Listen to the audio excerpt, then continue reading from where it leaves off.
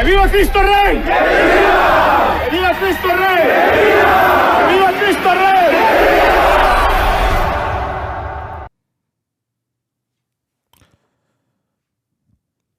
Muchos me han preguntado si, al ver la situación en la que se encuentra la iglesia, si acaso no se me ha ocurrido que tal vez me equivoqué al tomar mi decisión de hacerme católico después de 20 años como un protestante bautista, comprometido con su fe, muy involucrado, con una buena comunidad, con muchos amigos, muchas conexiones, con una satisfacción de poder estar sirviendo, aún en este contexto protestante, fuera de la iglesia, pero aún así, ¿no? Integrado, sirviendo, tratando de hacerlo mejor para ayudar a otros, ¿no? A otros cristianos. Y la verdad es que no. La verdad es que nunca se me ha ocurrido que tal vez me equivoqué al haber tomado esa decisión de hacerme católico, a pesar de la difícil prueba que está atravesando la Iglesia Católica. Obviamente, cuando hablo de la difícil prueba, pues eso incluye los niveles de traición a la fe que se hace en todos los ámbitos, ¿no? Tanto en los laicos como entre líderes de la iglesia, obispos, cardenales. No podemos pretender que no vemos las noticias, que no nos damos cuenta de ver que pues sacerdotes, obispos, cardenales, laicos traicionan la fe, traicionan a Jesucristo con cosas que son contrarias a la fe católica, que son contrarias a la tradición sagrada. Sin embargo, yo sabía de estas cosas aún de protestante. De hecho, usaba esas cosas, usaba las fallas de los católicos, usaba las fallas de sacerdotes, las fallas de obispos, como la excusa perfecta para tener justificación en mi protestantismo, ¿no? Para no hacerme católico. Ahora, esto no significa que no seamos responsables y que no sea condenable esta forma de proceder, ¿no? De estos católicos, llámese jerarquía o laicos, ¿no? No es una justificación. El pecado es pecado, la corrupción es corrupción, la traición es traición, la herejía es herejía, y eso no se puede negar. Pero no se sigue que porque todas estas cosas sean reales y muchos católicos las estén cometiendo, no se sigue que la Iglesia Católica ya no fue fundada por Jesucristo o que la fe católica no fue entregada por el mismo Jesucristo. Entonces, ¿por qué permanecer católico en un tiempo de la Iglesia en el que las cosas van no al 100% mal, pero sí van muy mal?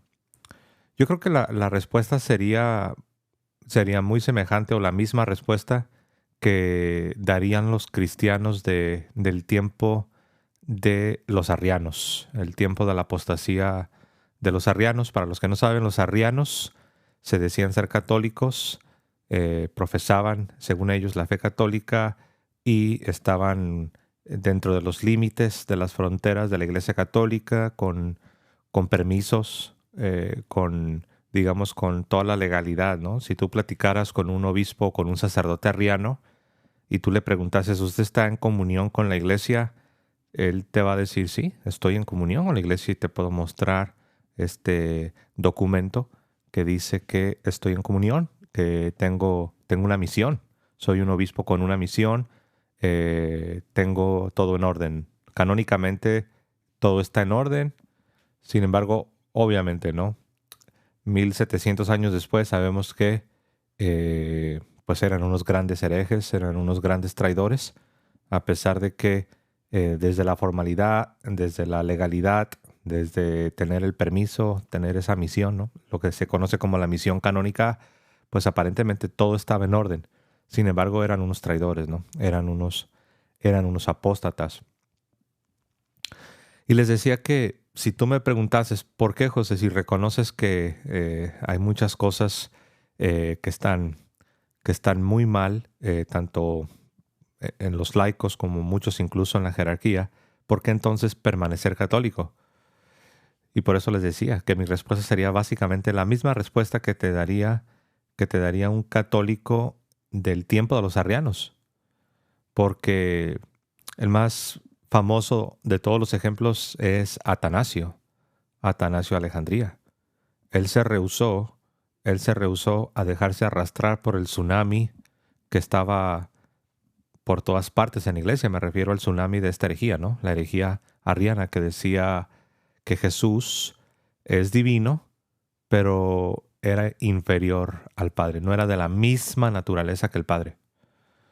Entonces Atanasio, aún a pesar de que, por así decirlo, la iglesia estaba patas arriba, de hecho se estima que una tercera parte de los obispos eran arrianos, eran herejes, eran apóstatas, porque realmente afirmar que Jesús es inferior al Padre en su naturaleza divina es cometer apostasía.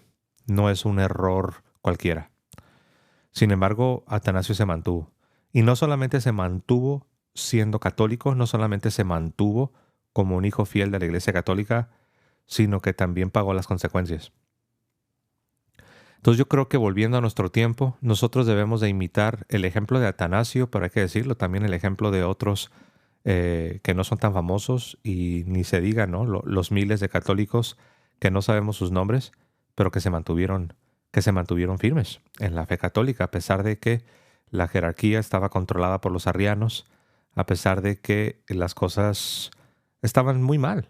O sea, estaban tan mal que desde un punto de vista humano uno pensaría que la batalla la habíamos perdido. Uno pudiera decir básicamente lo mismo, incluso hasta peor, del tiempo en el que estamos viviendo. Parece ser que la batalla la hemos perdido. Parece ser que hoy a lo malo le llaman bueno. Escuchamos de sacerdotes, de obispos, de cardenales que son promovidos, que son aplaudidos, que son premiados y son unos herejes. Bueno, pues nosotros, a imitación de este gran santo, San Atanasio de Alejandría, que por cierto, si tú regresases en la nave del tiempo, ¿no? En la máquina del tiempo a este evento, ¿no? A esta etapa de la historia de los arrianos. Para los que no saben, estamos hablando ya por el siglo IV, siglo V, ¿no? Que es cuando el arrianismo estaba arrasando, ¿no? A la iglesia. Y tú preguntases, ¿qué opinión les merece este llamado Atanasio? ¿Qué opinión les merece Atanasio de Alejandría? El obispo promedio te hubiera respondido que era un rebelde, que era un cismático, incluso que era un hereje. Y el obispo promedio, y posiblemente hasta el sacerdote promedio, te hubiese dicho que no te juntaras con él, porque no tenía las licencias, no tenía los permisos. Pues ¿cómo va a tener las licencias, no? ¿Cómo vas a tener los permisos cuando estás levantando la voz en contra de aquellos que están controlando la formalidad y la legalidad de la iglesia? ¿Cómo vas a tener los permisos, no? Entonces, ahora San Atanasio es venerado básicamente por todas las ramas del cristianismo, ¿no? O sea, no solamente por todos aquellos que están de manera formal en la iglesia, sino aún por aquellos grupos que están en cisma o que incluso han caído en herejía. De manera paradójica, aún hasta los herejes reconocen a este gran santo, San Atanasio de Alejandría, el defensor de la verdadera fe, el defensor de la verdadera divinidad de Jesucristo, pero también el que estuvo dispuesto a ser etiquetado como un rebelde, como un cismático, como un hereje, el que estuvo dispuesto no solamente a ser etiquetado como tal, sino también estuvo dispuesto a pagar el precio del destierro, de las muchas injusticias que le hicieron, de los castigos que le implementaron sus propios obispos y de ser estigmatizado, ¿no? De llevar una estigma, una marca, una señal como un supuesto rebelde. Bueno, nosotros, hermanos, debemos estar dispuestos a lo mismo. Permanecer católicos, pero no solamente permanecer católicos, abrazar la fe católica, enseñar la fe católica, predicar la fe católica, evangelizar con la fe católica y, cuando sea necesario, defender la fe católica con reverencia, con dignidad, con humildad, pero hacerlo. No podemos quedarnos callados. Y esa es la razón por la cual yo respondo a aquellos que me han dicho: José, ¿no te has arrepentido de haberte hecho católico? ¿No te arrepientes? ¿No te ha pasado por la mente la idea de que tal vez te equivocaste? ¿Que te pudiste haber ahorrado dolores de cabeza? ¿Que te pudiste haber ahorrado pasar por todo este proceso para luego encontrarte con una situación muy lamentable al interior de la iglesia? Y la respuesta es no. Al contrario, lo considero como el más grande privilegio que Dios me pudo haber permitido, no solo de entrar al seno de la Iglesia Católica, sino de, en una medida muy pequeña, en una medida de milésima, tratar de seguir los pasos de aquellos que en otros tiempos, a pesar de las grandísimas tormentas, se mantuvieron. Y eso quiero hacer, eso le pido a Dios, esa es mi oración. Durante este tiempo de Cuaresma es lo que he estado meditando, es lo que he estado pensando y es lo que le he estado pidiendo a Dios. Que me ayude a crecer en santidad, que me ayude a crecer en su gracia y que me ayude a mantenerme no solamente en el seno de la iglesia, sino también a mantener la fe. También a mantener la fe católica sin acobardarse, sin volverse atrás y también siempre manteniéndose en la humildad, en la caridad y, como dice la Escritura, contendiendo ardientemente por la fe que una vez fue entregada a los santos. Entonces, mis queridos hermanos, ahora yo quiero animarlos, quiero invitarlos, quiero exhortarlos a que ustedes también se armen del mismo pensamiento, que ustedes también, por un lado, le pidan a Dios que los ayude a crecer en santidad, que los ayude a crecer en su gracia, que los ayude a cuidar de su vida interior, porque si tú descuidas tu vida interior, vas a sufrir pérdida, pero también tu familia y los que te rodean también van a sufrir pérdida. Y cuando vengan las batallas más difíciles, más cruentas, más difíciles, no vamos a poder. No vamos a poder resistir en el día malo.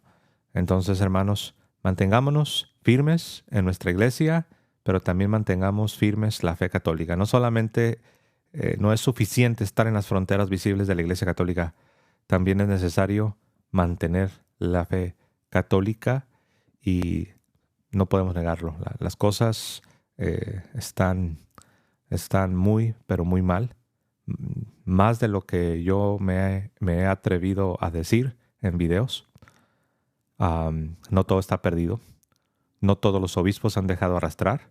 No todos los cardenales se han dejado arrastrar. No todos los sacerdotes se han dejado arrastrar. No todos los laicos se han dejado arrastrar. Aún hay, como le dijo Dios al profeta Elías, cuando estaba en un momento de mucha dificultad, en persecución, con amenaza de muerte, con destierro, y estaba escondido. Y le dice al Señor: Señor, a tus profetas han matado y tus altares han derribado. Señor, ya nadie predica la verdad. Señor, el altar donde se ofrece el sacrificio lo han desacrado. Y le dice el profeta a Dios: y solo yo he quedado. Pero dice la Escritura que Dios le dice: te equivocas. Te equivocas cuando dices que solo tú has quedado. Tienes razón cuando dices que mis altares han desacrado. Tienes razón cuando dices que a mis profetas han matado. Tienes razón cuando dices que muy pocos o casi nadie habla la verdad. Pero no estás solo, porque aún me he reservado 7,000 rodillas que no se han doblegado ante Baal. Aún tengo a 7,000 hombres que no se han doblegado. De modo, hermanos, que así como Dios animó al profeta en ese momento de dificultad, en ese momento donde él pensaba que él era el único y que ya no había esperanza, y Dios le sorprende, como dice Pablo, dice: ¿y qué le dice la divina respuesta? ¿Qué le dice Dios a este profeta agobiado, perseguido, con amenaza de muerte y destierro? Le dice: aún hay 7,000 hombres que no han doblado sus rodillas ante Baal. Hermanos, Lo mismo nos dice Dios. No nos desanimemos. Es cierto, los altares están desacrados. Es cierto, muy pocos hablan la verdad. A los profetas de Dios han matado. Pero aún hay 7,000 hombres que no han doblado su rodilla ante Baal. Mantengámonos, pues, firmes en la esperanza, fuertes en la fe, ricos en la caridad, y usemos este tiempo en el que estamos viviendo, esta cuaresma, este desierto, para buscar la santidad, para buscar la purificación, para que Dios nos cambie desde adentro hacia afuera. Y quiera Dios que nos conceda el privilegio de, en alguna medida, aunque pequeña, pero en alguna medida, poder unirnos a la cruz, poder unirnos a la pasión y con los santos poder participar de los sufrimientos de Cristo. Les prometo que los voy a llevar en mis oraciones. Recen por mí. Los quiero mucho. Les mando un fuerte abrazo. Y me despido como siempre, diciendo que viva Cristo Rey y que viva Santa María siempre Virgen. Hasta luego, hermanos.